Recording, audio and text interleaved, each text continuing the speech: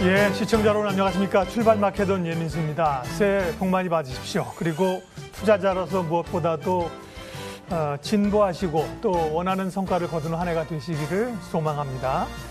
지난해 정말 대단한 한 해를 보냈고요. 새롭게 이제 새해 첫 장이 열리는 날인데요. 당장 다시 투자가 매매가 시작이 됩니다. 전략들을 어떻게 세워야 될지 월요일 첫 시간 마켓 리더에게 듣는다로 시작하겠습니다.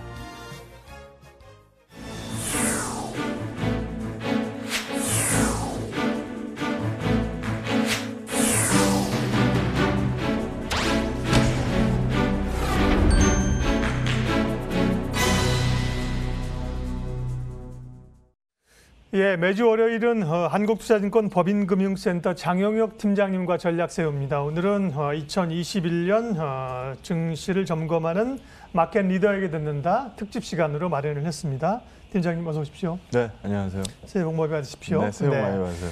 지난해 정말 대단한 한 해를 보냈고요. 새로운 한 해를 맞이하게 되는데 지난해 증시 흐름 특징부터 한번 좀 정리를 해볼까요? 일단 우리가 한 번도 경험해보지 못했던 코로나를 겪고 이렇게 시장이 밀릴 수도 있구나를 한번 알았을 거고 우리가 금융위기 터지고 나서 제일 크게 받은 교훈이 아마 이거였을 거예요. 돈 풀면 안 되는 거 없더라. 근데 이번에는 거기에 좀 진화된 이 부분을 경험했었던 것 같아요. 예전에 가만히 생각해 보시면 금융위기 터지고 나서 돈 풀어서 위기를 극복하는 그 구간에서 풀어내는 속도가 좀 더디니까 이게 좀 회복되는데도 시간이 좀 많이 걸리더라.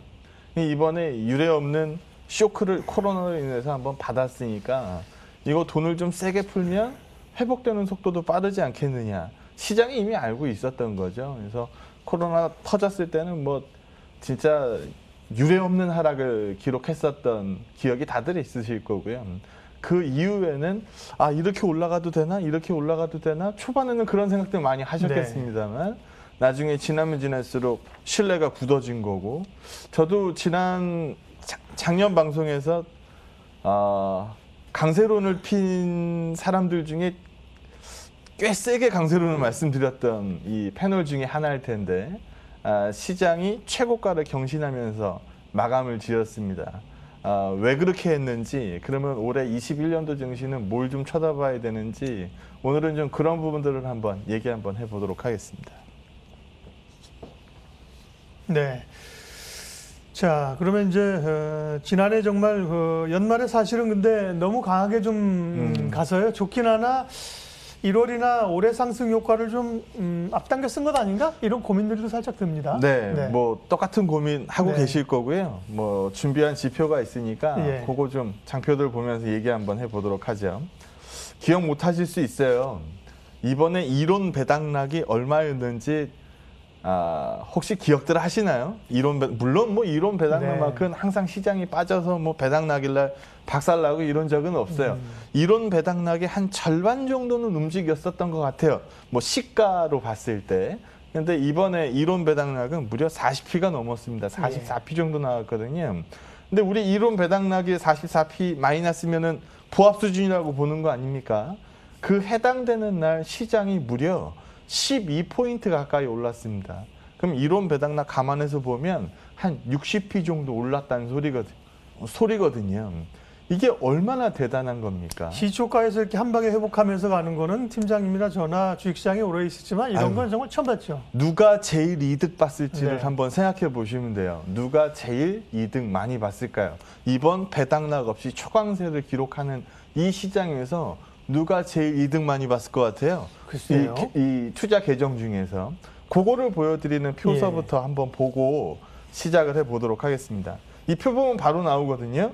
누가 이번에 그 배당락에서 가장 큰 이득을 받겠습니까? 색깔 딱 나와 있으니까 알 수 있겠죠. 외국인 아닐 거예요, 아마. 배당락이 이전에 매도 구간이 굉장히 길었어요. 기관들일 가능성이 높겠네요. 그럼 기관들 중에서도 금투, 투신, 은행, 보험, 연기금 쭉 있을 텐데 그 중에 누구예요? 금투 계정이에요. 예전으로 따지면 증권 계정이거든요. 이 친구들이 주로 이 어떤 매매를 했는지 우리가 뭐 매년 뭐 배당락 거래를 처음 보는 거 아니니까 배당락 거래를 앞두고 이 금투 계정이 항상 뭘 했는지를 기억해 보시면 됩니다. 배당 차익 거래하거든요. 그러니까 뭐 시장이 이미 아니까 배당락일 날 이론 배당락만큼 안 빠지더라. 그러면 배당을 하고 나서 시차가 좀 지나고 나면 회복이 되더라. 그럼 배당이라는 거는 1년 내내 들고 있는 사람이나 배당나기 이전에 뭐 1개월 전에 산 사람이나 그 전날 산 사람이나 똑같이 배당을 주니까 이 배당을 앞두고 들어와서 배당을 먹고 시장에서 배당락이 회복되는 거를 기다렸다가 나가면 내가 전날 샀든 한 달 전에 샀든 1년 전에 샀든 똑같은 배당 수익률을 얻는 거 아닙니까?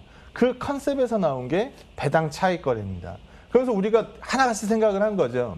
시장의 속도도 빠른 데다가 배당 차익 거래가 참 많이 들어왔으니까 12월 한 달간만 한 3조 원 정도 쏜 걸로 보이는데 이 규모가 배당락일 날 좀 떨궈져 나가지 않겠느냐라고 생각을 했죠. 근데 여기 보시게 되면 배당락일 날 한 3조 원 중에 절반이 돌아 나갔어요. 그러면서 이제 우리가 대충 감을 잡았죠. 아, 금투 계정이 이익을 많이 받겠구나. 그러면 다음 날 뭐 30일 우리 폐장일 거래에도 꽤나 많이 나가겠지라고 누구든지 생각할 거 아닙니까? 그리고 나서 뚜껑을 딱 열었더니 장 초반에는 매도였어요. 금투 계정이. 근데 중간 시점 한 11시를 기점으로 해서 얘들이 방향을 바꾸더라고요. 결국 그렇게 하면서 맨 마지막 폐장일 날 53p 가까이 급등을 찍으면서 마무리를 졌습니다. 기억하시겠습니다만 맨 마지막 폐장일 날 누가 제일 많이 공격적으로 뛰든가요? 어느 종목의 탄력성이 제일 좋든가요? 삼성전자였거든요. 예. 우리 방송에서도 여러 번 겪었었던 것처럼 삼성전자의 탄성은 지수의 탄성과 동일합니다. 그래서 뭐 시총 1위가 리드하는 정도가 세지면 세질수록 지수는 강할 수밖에 없는 거니까 그 부분이 막판 뭐 이 최고가 경신 흐름에서 30일 거래에 서프라이즈를 안겼다라고 보시면 될 것 같고요. 시간대로 한번 나눠서 보여드리려고 하는데요. 이게 폐장일 거래 시작일입니다. 시작하고 나서 처음에 좀 눌려 있었어요. 약간 마이너스에서 돌고 있었거든요. 이때는 뭐 여기서 보시는 것처럼 수급이 매도로 찍혀 있었습니다. 여기가 제로 포인트니까 이 제로 밑에는 매도 구간이었다는 얘기죠. 특히 기관들 매도 한번 보시면 한 1,500억 정도 매도를 찍고 있었어요. 이때 제일 많이 팔았던 것도 삼성전자였을 거예요. 근데 그 이후에 돌기 시작해요. 그리고 나서 삼성전자가 급속한 한 번 터닝, 그 이후에 종가까지 해서 쭉 밀고 올라가는 모습을 보입니다. 그럼 우리 이미 뭐 시장 어떻게 움직일 거다라는 거는 대충 다 아니까요. 그래서 이 부분이 마지막 거래, 폐장일에 서프라이즈 요인이었다라고 보시면 될 것 같아요. 그럼 오늘 첫 번째 거래일인데 1시간 늦게 개장하죠. 오늘은 1시간 늦게 개장하고 종료되는 시간은 똑같습니다. 흔히들 잘못 아시는 분들이 이게 뭐 수능일 거래와 네. 착각하셔가지고 1시간 늦게 개장했으니까 폐장도 1시간 늦게 했지 이렇게 생각하시는 분들 많은데 폐장은 동일합니다. 그래서 오늘 문 열고 나서 금투 계정의 수급 방향성이 어디로 찍히는지 삼성전자의 이 탄성 방향이 뭐 지속적으로 유지가 되는지 이 부분이 가장 먼저 오늘 첫 거래일에 체크해야 될 포인트라고 보시면 될 것 같고요. 우리 이미 지난주 월요일 방송에서 우리 배당락 딱 찍고 나면은 뭐 삽시다 우리 나열했었잖아요. 그 한 종목씩 한번 체크해 볼까요? 제가 그때 삼성전자, SK 하이닉스 이 컨셉을 말씀을 드렸어요. 뭐 종목들의 시세 한번 볼 수 있으면은 요 며칠 시세만 한번 짧게 보셔도 좋을 것 같아요. 배당락 딱 찍고 나서 뭐 보기 좋게 거래돼 있네요. 29일 이 배당락 찍고 나서 그 이후에 어떻게 움직였는지만 한번 들여다보자고요. 삼성전자입니다. 뭐 이 탄성이야 뭐 다들 알고 계신 거니까. SK 하이닉스 한번 볼까요? SK 하이닉스도 삼성전자보다는 탄성이 약하지만 방향성 면에서는 아주 뭐 긍정적으로 움직이고 있는 상황입니다.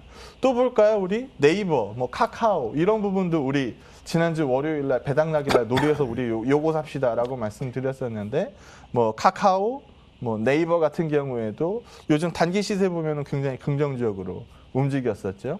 그리고 또 우리 뭐 집었었던 게 삼성전자 뛰고 나면 같이 묻어서 뛰는 거 우리 한번 찾아보자. 그 얘기했었죠. 그래서 배당나길래 좀 밀리긴 했어도 그 이후에 회복되는 탄성을 보여주고 있는 뭐 삼성물산이라든지. 야, 1월은 중소형주 효과라며. 그러면 뭐 중소형주 중에서 뭐 없어요? 우리 이거 골랐었는데 뭐 에이스테크하고 서진시스템 골랐죠. 배당나길 날 이미 이 코스닥 지수가 3% 뛰는 이 움직임을 보여줬어요. 그날 가장 강했던 종목들이 5G입니다. 서진시스템 그냥 굉장히 강했었고 뭐 에이스테크도 나쁘지 않았었고요. 그 다음 날도 탄성 이어가고 있는 상황입니다. 그리고 또 하나 채우자가 모비스하고 글로비스 얘기했었는데 요거는 하루 늦게 맨 마지막 거래일에 탄성이 나왔었죠. 그래서 우리가 배당나길 딱 떨어지고 나면은 살 종목들을 이미 고르고 있었던 상황이기 때문에 뭘 살지 말지 뭐 이렇게 우왕좌왕하는 모습은 아마 없었을 거고요. 시장 탄성 방향이 삼성전자 방향에 끌려서 이 방향으로 계속 간다라고 하면 우리가 제안했었던 종목들 쪽에서 포트폴리오 유지 뭐 하신다라고 한다면 2021년 이 출발도 뭐 긍정적으로 출발할 수 있지 않겠느냐. 뭐 작년에 이어서 큰 무리 없이 포트폴리오를 운영할 수 있지 않겠느냐라고 초반 전략을 말씀드리도록 하겠습니다. 예, 무엇보다도 지난 연말에 뜨거웠던 장세가 어떻게 보면 2021년의 미니 장세의 성격을 좀 보여준다는 거죠. 말씀하신 삼성전자도 그렇고 또 5G도 말씀하셨고 바이오도 그렇고요. 그런 점에서 이제 또 올해 초반에 가져갈 10개 종목을 말씀을 연말에 이제 해주셨고요. 어쨌거나 2021년이 시작됐습니다. 뭐 또 어떤 변수가 어디서 튀어나올지는 사실 알 수 없으나 우리가 그래도 좀 예측할 수 있는 이 변수들 좀 미리 생각하고 체크하고 와야죠. 뉴스들 보셔서 아실 텐데 뭐 먼저 하나만 먼저 짚고 넘어갈게요. 만약에 이 코로나 재확산이 정말 문제가 됐다라고 하면은 지수가 이렇게 이 고점을 경신하면서 마감을 질 수 있었을까요?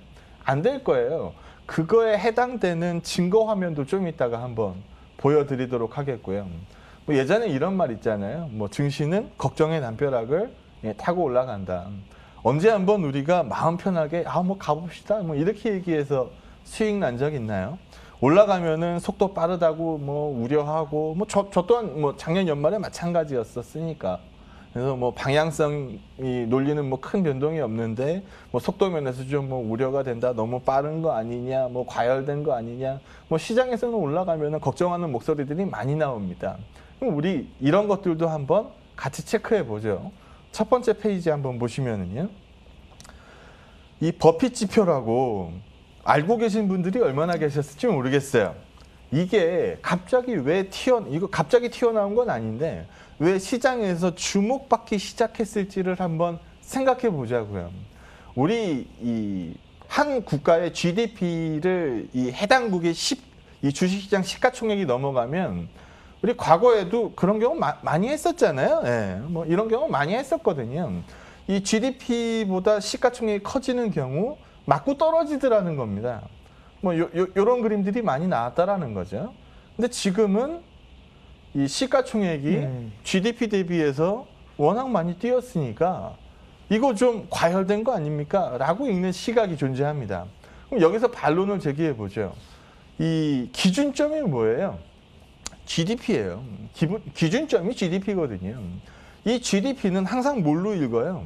달러로 읽어요. 그러다 보니까 이 기준 통화 대비해서 우리는 변두리 통화다 보니까 이 바꾸는 과정에서 오차가 발생될 수밖에 없는 거고, 우리는 이 코로나라는 충격을 받았으니까 이게 정상적인 비교 상황이라고 사실 보기 어렵고, 이게 시장이 많이 올라간 건지 GDP가 덜 잡힌 건지 기준이 모호하다는 얘기거든요.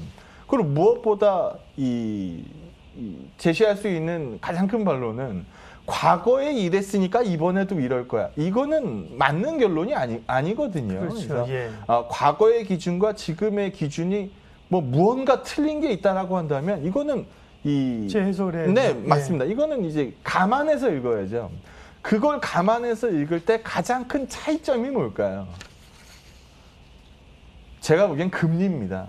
과거 기준으로 봤을 때는 금리 레벨이 높았고, 금리 레벨이 높을 때는 이 정도 올라오면은 무리한 수준이야 라고 읽었던 거고, 지금은 금리값이 낮으니까 미래에 있는 이익을 현가로 할인할 때 할인해 올 수 있는 분모값이 작아지잖아요.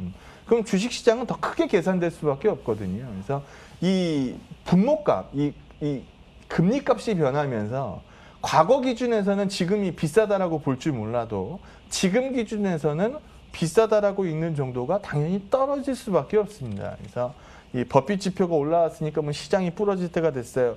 그러면 이 이후의 증시는 뭐 투자를 안 하겠다는 겁니까? 뭐 장은 매일같이 열리는 건데 이거를 버릴 수는 없잖아요. 그래서 미리 선 긋지 말고 한번 들여다볼 수 있는 지표. 근데 이게 과거 값하고 금리 차가 많이 나다 보니까 이거를 그냥 무리라고만 읽지 말자라는 부분으로 말씀드릴 수 있을 것 같고요. 이 유동성 파티가 끝나기 전까지는 적어도 시장이 부러지지는 않을 것 같습니다. 파티장이 언제 제일 화려해요? 피날레가 제일 화려하거든요. 우리 이제까지 파티장이 막 이제 돌아가고 있는데 내가 보기엔 피날레다라고 해서 파티장을 미리 빠져나오는 경우, 그때는 마지막 피날레를 못 볼 가능성이 존재하거든요. 그럴 위험을 감수하지 말고 일단 시장에서 유동성 값이 부러진다는 시그널만 경계하면서 보자라는 거죠. 지금 돈이 이만큼 많이 풀렸으니까 시장에서 뭐라고 얘기해요?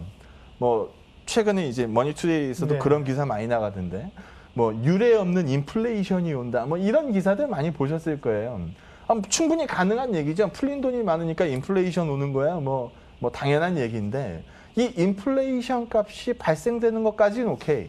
근데 이 인플레이션 때문에 여기 지금 뭐 점도표 찍어놨는데 2023년도나 돼야 뭐 금리 조금 올리겠다라는 점이 3개 생겼을 뿐이에요. 대부분은 금리가 그때도 못 올라요. 가이던스는 금리가 안 오른다거든요. 근데 시중의 금리가 너무 빨리 2021년도에 이 인플레이션이 너무 빠르게 올라가면서 시장의 점도표들이 막 22년도에 막 위로 찍히기 시작한다. 이런 식으로 찍히기 시작한다. 이러면 시장이 다치죠. 그렇죠. 저건 이제 변할 수는 있는 거잖아요. 그렇죠. 이거는 예. 뭐 3개월에 한 번씩 네. 연준 FOMC 끝나고 나서 이 투표권을 가진 연준 위원들이 점을 찍는 거니까 이거는 뭐 바뀔 수 있죠.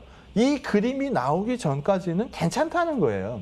인플레이션 얘기는 충분히 나올 수 있는 얘기고, 인플레이션이 파생돼서 금리 상승을 끌고 온다라는 위험 보기 전까지는 시장이 괜찮다는 얘기거든요. 그래서 가장 경계해야 될 뉴스가 뭐겠어요? 인플레이션 뉴스가 아니고 인플레이션이 금리 상승을 앞당겼다라는 뉴스만 경계하면 되는 겁니다.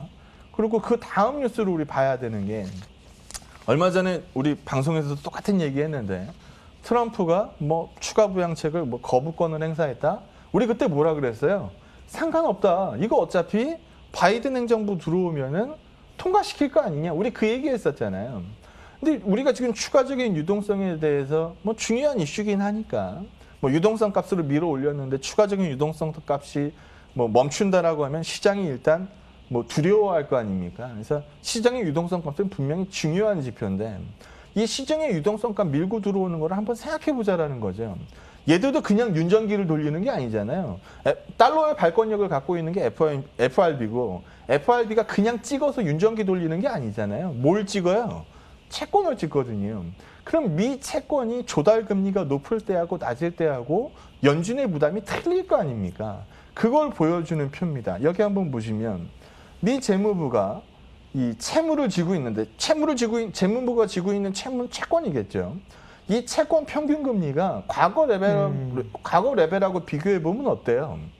현격히 낮아요. 조달 금리가 낮아지는군요. 그렇죠. 네. 이 현격히 낮은 거는 예전에 이 정도 부채를 들고 있으면은 미 재무부가 느껴야 될 부담과 비교해 보면 지금의 부담을 비교해 보면 어떻다는 얘기예요. 지금의 부담이 훨씬 작다는 얘기거든요. 그러면 조금 더 공격적으로 채권 발행량을 끌고 갈 수 있다는 얘기입니다. 여기에서 그치지 않죠? 뭐 준다 그래요? 전 미국인한테 뭐 600달러 준다 그랬다가 트럼프가 갑자기 2,000달러씩 주자. 예. 뭐 이렇게 얘기하죠. 하여간 돈을 주겠대요. 돈 주면 뭐가 틀려질까요? 여기 보시는 것처럼 가처분 소득이 솟았다가 꺼졌어요. 돈 밀어주다가 이게 계속 주는 게 아니니까 한 번씩 주니까. 그래서 이게 이제 딱 부러지는 모습이 나왔는데 이걸 다시 한번 끌어올려 주겠다라는 거거든요. 그리고 또 문제가 되는 게 있죠. 예전에 코로나 터지기 전에는 사실 주간 실업수당 청구 건수 해봐야 한 20만 건 나오면은 뭐 그냥 평이한 수준이었는데 요즘 몇 건 나와요? 뭐 80만 건 막 이런 식으로 나오잖아요. 고용이 아직 회복이 안 됐거든요. 고용이 회복이 안 돼 있으면은 뭘 받습니까? 실업수당을 받죠. 근데 실업수당에 대해서 이번 추가 부양책에서 가장 논란이 컸었던 부분이 뭐예요? 추가 실업수당이거든요. 그래서 이 추가 실업수당도 다시 재개하겠다라고 얘기하죠. 그래서 이 소득 부분에서 다시 한번 올라갈 수 있는 여지도, 물론 이건 가처분 소득이니까 뭐 시장에서 이 페이를 받고 있는 사람들의 이 지표를 보여준 거지만 페이를 받고 있지 못한 부분들의 소비도 올라올 수 있다라는 부분을 감안해. 이 표에서 나오는 가장 중요한 앞으로 향후의 변수는 뭘까요? 경기일 거거든요. 경기 측면에서도 쳐다보면 뭐 백신 나온다라고 하죠. 작년 대비 안 좋아지진 않을 거 아니에요. 백신 기대감 있는 상태에서 미 경기 뭐 부양책 쓴다라고 얘기하고 뭐 이런 부분들 감안하면은 추가적으로 빠지지는 않을 겁니다. 그래서 이런 부분들을 얘기할 수 있고, 코로나 뭐 얘기들 많이 하잖아요. 이거 한번 보시면 될 것 같아요. 우리 뭐 제가 방송 오래 했으니까 많이 보여드린 건데, 우리가 뭐 MRI다, 뭐 병원에서 찍는 MRI 말고 매크로 리스크 인덱스 해야지 우리가 뭐 제로 값이 이 미니멈이고 맥스 값이 1이고 우리가 요거 많이 봤었죠. 이거 MRI 값 한번 볼까요? MRI 값 한번 보면 여기 보시는 것처럼 만약에 코로나가 정말 위험한 국면입니다라고 왔으면 이 매크로 리스크 값이 이렇게 빠지면서 모양을 보일 수 있었을까요? 코로나 재확산이 나오면서 다시 한번 시장이 충격을 받을 수 있습니다라고 얘기를 했으면 이 MRI 값은 과거만큼 튀어오르는 모습이 나왔어야 돼요. 근데 지금 여기 그림에서도 보시는 것처럼 그런 그림들이 전혀 안 나오죠.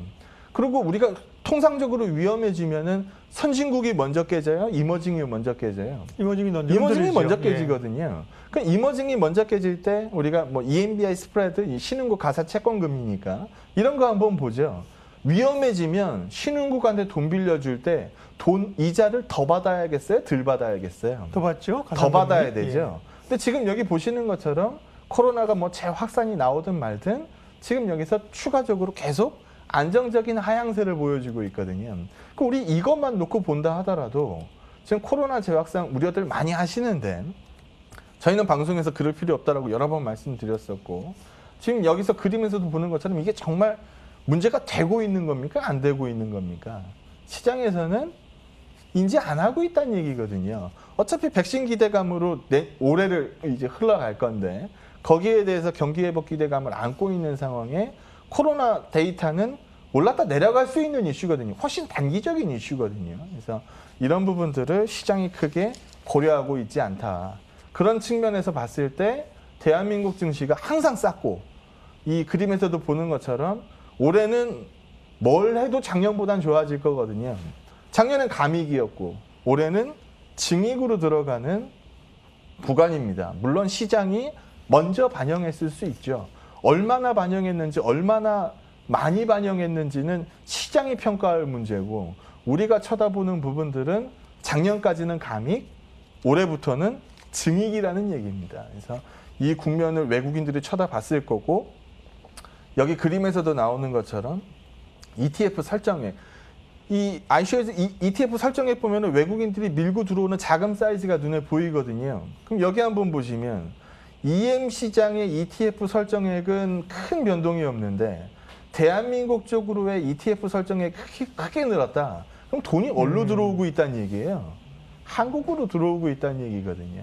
그럼 이걸 기반으로 해서 원화도 강세였고, 그래서 외국인들 수급이 강할 수밖에 없었던 거고, 이런 부분들이 하나같이 똑같이 부러지기 시작할 때 그때가 시장에서 경계할 포인트지, 지금은 우리가 보고 있는 그림화에서는 여전히 기대감을 얘기하고 있는 그림들이 많다. 만약 뭐 속도가 좀 빨랐다라고 한다면 뭐 조절해 나갈 수는 있겠지만 방향에 대한 논리를 깰 여지들이 여전히 없는 상태다. 강세론에 대한 부분들을 지속적으로 말씀드리도록 하겠습니다. 예, 새 증시 체크포인트 오늘 이제 개장 첫날이라 점검을 해 봤는데요.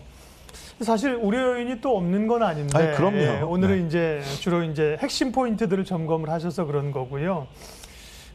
전략 한마디 간략하게 정리하겠습니다. 네. 뭐 속도에 대한 고민은 정도의 차이가 있을 거예요. 하지만 가보지 않은 영역에 대한 도전은 상당한 의미가 있습니다. 신고가 주식들 함부로 팔지 말라는 얘기 많이 들어보셨을 거예요. 신고가 주식 언제 팔아요? 부러지면 팔죠. 예. 가고 있는 와중에 파는 게 아니거든요. 그래서 우리가 속도에 대한 논란은 안고 있을지 몰라도 신고가 영역에 대한 이 도전은 계속될 거기 때문에 함부로 자르는 것보다는 확인하고 매도하는 거, 뭐 어차피 최고점은 못 팔거든요. 그래서 시세가 한번 부러지는 구간 이후에 전략을 세우는 거, 아직까지는 그 구간에 대한 고민을 할 단계는 아닌 것 같다. 강세롱 부분 말씀드리겠습니다. 특집 마켓 리더에게 듣는다. 한국투자증권 법인금융센터 장영혁 팀장님 함께했습니다. 고맙습니다. 네, 고맙습니다.